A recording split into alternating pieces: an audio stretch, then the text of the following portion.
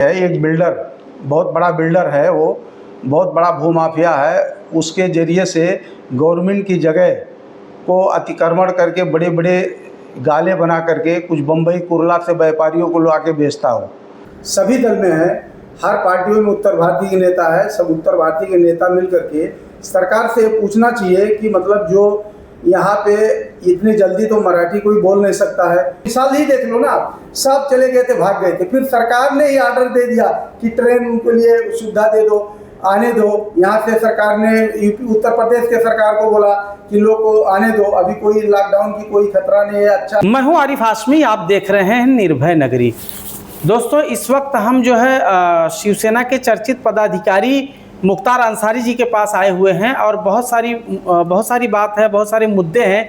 जैसे कि दहिसर भंडारली परिसर में जिस तरह से अतिक्रमण चल रहा है भूमाफियाओं द्वारा और किस तरह से यहाँ अवैध डंपिंग चल रही है, और इसी तरह से जो है जिस तरह से उत्तर भारतीयों को निशाना बनाया जा रहा है और 100% मराठी बोलने वालों को ही लाइसेंस दिया जाएगा, इस विषय पर भी हमने उनसे बात किया है कि और किस तरह से फॉरेस्ट अधिकारियों की मिलीभगत से यहाँ पर जो है अवैध बांधकाम का सिलसिला चल रहा है। इन्हीं तमाम मुद्दों को लेकर हमने जो है सह्याद्री फाउंडेशन के थाने जिला अध्यक्ष और शिवसेना के चर्चित पदाधिकारी मुख्तार अंसारी से बातचीत की है। आइए जानते हैं हमारे सवालों के जवाब में उन्होंने क्या कुछ कहा है। मुख्तार भाई, बहुत दिनों से एक शिकायत आ रही है, भंडारली में जो 14 गाँव है, यहाँ पर जो अवैध भरनी का कार्य चल रहा है, इस भरनी से लोगों को बारिश के दिनों में बहुत तकलीफ़ों का सामना करना पड़ता है। पहले तो ग्राम पंचायत था तो लोग नालों पर भी गाला बना दिए थे और मकान दुकान बनाए थे। अभी नगर पालिका, अभी महानगर पालिका होने के बावजूद जो है अब जिस तरह से लापरवाही बरती जा रही है, आपके यहीं पर ऑफिस है, और ख़ासकर इससे जो है उत्तर भारतीय समाज ही ज़्यादातर नुकसान भुगतना पड़ता है उत्तर भारतीय समाज को। तो आप लोग क्या कर रहे हैं या क्या करने वाले हैं? सामने बारिश है।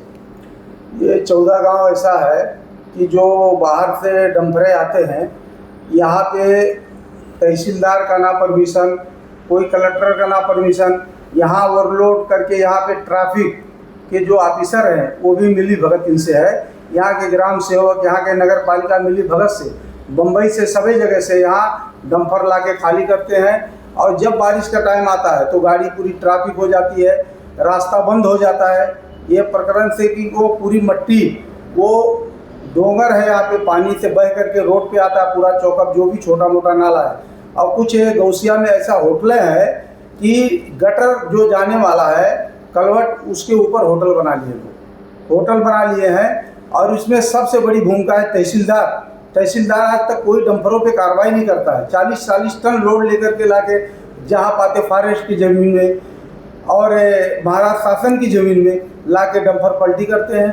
नगर पालिका भी मिली भगत इनसे है, ग्राम सेवक भी मिली भगत। मुख्तार भाई, तहसीलदार जो है उसकी तरफ से इतनी घोर लापरवाही बरती जा रही, मगर आप लोग जो है शिवसेना के पदाधिकारी हैं, शिवसेना सत्ता में है, तो आप लोगों ने कुछ कागजी कार्रवाई, कुछ लिखित पत्र वगैरह दिया तहसीलदार के खिलाफ? दिया, हमने कलेक्टर को भी दिया, तहसीलदार को भी दिया है, मगर वो अनदेखी काम कर रहे हैं, अनदेखी कर रहे हैं। वो उसके ऊपर इनका कोई ध्यान ही नहीं है। मतलब कहा जाए कि शिवसेना सत्ता में है और सत्ता के लोगों के पत्र का वो ध्यान नहीं दे रहा, अनदेखा कर रहे हैं। अनदेखा वो लोग कर रहे हैं। अभी ये मुद्दा लेकर के मैं अभी कल सभी को लेकर के यहाँ पे जो है व्यापारी वर्ग, इनको लेकर के मैं कलेक्टर ऑफिस के सामने मैं धरना देने वाला हूँ। और ये धरना देने वाला हूँ और कुछ विषय ऐसा है, गवर्नमेंट की जगह में अतिक्रमण यहाँ पे हो रहा है, वो लेकर के सरकार को हमने सूचित किया है और लेटर हमने दे दिया है कलेक्टर, प्रधान, तहसीलदार को और नगर पालिका को। ये लेकर के मैं आज़ाद मैदान में बहुत जल्द से आंदोलन 10,000 को लेकर के मैं आंदोलन करने वाला हूँ। एक सवाल और बहुत बड़े पैमाने पर गूंज रहा है। आप उत्तर भारत से हैं और उत्तर भारतीयों से आपका लगाव काफ़ी दिनों से रहा है और काफ़ी उत्तर भारतीय आपसे जुड़े हैं, और उत्तर भारतीयों को जो है समय समय पर हमेशा से टारगेट किया जाता रहा है। अभी महाराष्ट्र सरकार ने एक नई गाइडलाइन लाई है, 1 मई से जो है जो रिक्शे का लाइसेंस है, जिनको मराठी नहीं आता है उनका रद्द कर दिया जाएगा और जो नया आवेदन दिए हैं उनको मिलेगा ही नहीं। तो आप लोग उत्तर भारतीयों के लिए क्या करने वाले हैं, क्या करेंगे, कैसे उनको रोजी रोटी दिलाएंगे? उत्तर भारतीय नेता सभी दल में है, हर पार्टियों में उत्तर भारतीय के नेता है। सब उत्तर भारतीय के नेता मिल करके सरकार से पूछना चाहिए कि मतलब जो यहाँ पे इतनी जल्दी तो मराठी कोई बोल नहीं सकता है, उसको समय देना चाहिए। और जो आवेदन दिया है उनका जो भी वो गरीबी है, उनको गरीबी तब से वो लोग चल रहे हैं। तो अब रिक्शे वाले अगर उनके ऊपर ही पेट उनका घर चल रहा है, कुछ रिक्शे ऐसे हैं कि उस पर लोन है रिक्शों पे, अगर ऐसे सरकार करेगी तो कहाँ से वो लोग लोन भरेंगे, कहाँ से अपने बाल बच्चों को जिलाएंगे खिलाएंगे। इसके ऊपर सरकार को ध्यान देना चाहिए। और मेरे सैदरी फाउंडेशन की तरफ से मैं सब लोग, हम मुख्यमंत्री को और उप मुख्यमंत्री को हम लोग बहुत जल्द इसके लिए मिलने वाले हैं कि उत्तर भारतीयों को, रिक्शा चालकों को, इनको थोड़ा मौका देना चाहिए कि ताकि वो लोग समझ सके मराठी बोलने के लिए। अभी तत्कालीन में करेंगे तो वो लोग कैसे जानेंगे? अभी मराठी बहुत कम ही लोग जानते हैं, तो वो लोग मराठी नहीं बोल सकते क्योंकि उनको समझने में कम से कम 1 साल का उनको टाइम। उत्तर भारतीयों से ऐसी क्या जलन है मुख्तार भाई कि समय समय पर हमेशा जो है उत्तर भारतीयों को टारगेट किया जाता है? उत्तर भारतीय यहाँ पर आते हैं, मेहनत करते हैं, मशक्क़त करते हैं, धूप में अपनी चर्बी गलाते हैं, तब जाके वो कुछ बनते हैं, अपने बाल बच्चों का परवरिश कर पाते हैं। और इतना मेहनत करने के बावजूद इतनी जलनखोरी आखिर उत्तर भारतीयों से क्यों है? बात ऐसा है, अभी आप लॉकडाउन के ऊपर जाओ।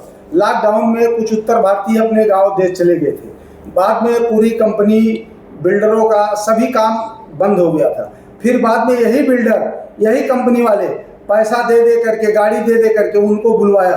तो आज उत्तर भारतीयों की इनकी ज़रूरत जब है तो फिर ये ऐसा उनके साथ नहीं करना चाहिए। ये मतलब ये सरकार को इसके बारे में सोचना चाहिए। लॉकडाउन की मिसाल ही देख लो ना, सब चले गए थे, भाग गए थे। फिर सरकार ने ही ऑर्डर दे दिया कि ट्रेन उनके लिए सुविधा दे दो, आने दो। यहाँ से सरकार ने यूपी, उत्तर प्रदेश के सरकार को बोला कि लोग को आने दो, अभी कोई लॉकडाउन की कोई खतरा नहीं है, अच्छा है, सब कुछ है। तो उत्तर भारतीय को हर तरह से यहाँ काम करने की जरूरत तो आवश्यक है, मगर इसके ऊपर सरकार को ध्यान देना चाहिए। और ये जो मराठी भाषा जो है बोलने के लिए, उनको कम से कम 1 साल का उनको टाइम देना चाहिए। मुख्तार भाई, एक आखिरी सवाल है कि दहिसर परिसर में, इधर भंडारली उत्तर सिव में, अभी ये जैसे महानगर पालिका में चले गया है, और ऐसे में ये देखा जा रहा है कि फॉरेस्ट की ज़मीनों पर जो है कब्जा जो है बहुत बड़े पैमाने पर चल रहा है, और इंक्रोचमेंट जो है बढ़ रहा है, यहाँ अतिक्रमण ज़्यादा देखा जा रहा है। तो कौन लोग हैं ये जो मतलब फॉरेस्ट की ज़मीनों पर जो है गाला बना रहे हैं, बिल्डिंगें बना रहे हैं?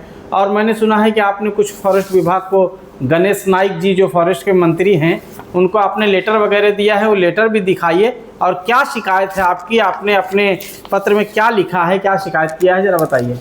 ऐसा है कि जो जब थाने फॉरेस्ट की ऑफिस कारोबार थाने में थी, अभी भंडारली में आ गया है, गोटे घर में। गोटे घर में आने के बावजूद भी यहाँ पे 24 कलाक अधिकारी लोग रहते। उसके बजाय आज भंडारली हो गया, तुम्हारा डाइगर हो गया, ठाकुरपाड़ा हो गया, ऐसे इलाकों में ये यहाँ तैनात रह करके भी इनके मौजूदगी में गोडाउन, गाले बड़े बड़े बनाए जा रहे हैं। और वन खाते के ज़मीन 5-5 एकड़ की ज़मीनों पे इस तरीके से गाला बनाया जा रहा है। इनको निवेदन देने के बाद इसकी सुनवाई नहीं हो रही है। और कलेक्टर को, तहसीलदार को हमने लेटर दिया है, कलेक्टर तहसीलदार साहब को भी हमने लेटर दे दिया है, ये कि जो है इस तरह से मतलब काम चल रहा है।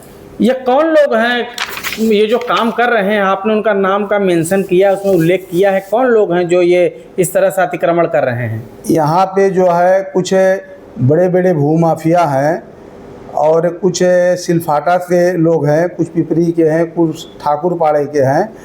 जो है ये लोग फारूक करके है एक बिल्डर, बहुत बड़ा बिल्डर है, वो बहुत बड़ा भूमाफिया है।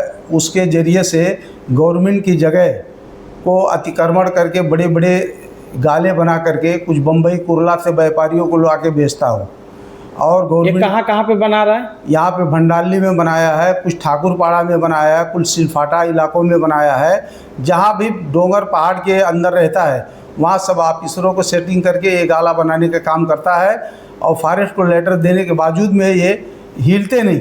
मतलब फॉरेस्ट के अधिकारियों की मिली भगत से चल रहा है। उनसे मिली जंगल के अंदर जुआ, गांजा और ये सब अनलीगल रूप से आयल माफिया कुछ फॉरेस्ट के जंगल में जाड़ों को कत्ल करते हैं, ऐसा प्रकार काम चल रही है, मगर इसके ऊपर फॉरेस्ट की कोई ध्यान नहीं है। इसके लिए मैं अभी मंत्री महोदय से मैं मुलाकात करने वाला हूं मंत्रालय में, ये सब विषय लेकर के 14 गांव का, क्योंकि डेवरेज जंगल में डालते हैं, कचरा डालते हैं, मगर उसके ऊपर ये ध्यान नहीं देते हैं। क्योंकि इनको क्या है, कचरा डालने वाला इनको इनसे मिली भगत करके सब काम कर रहे हैं ये लोग।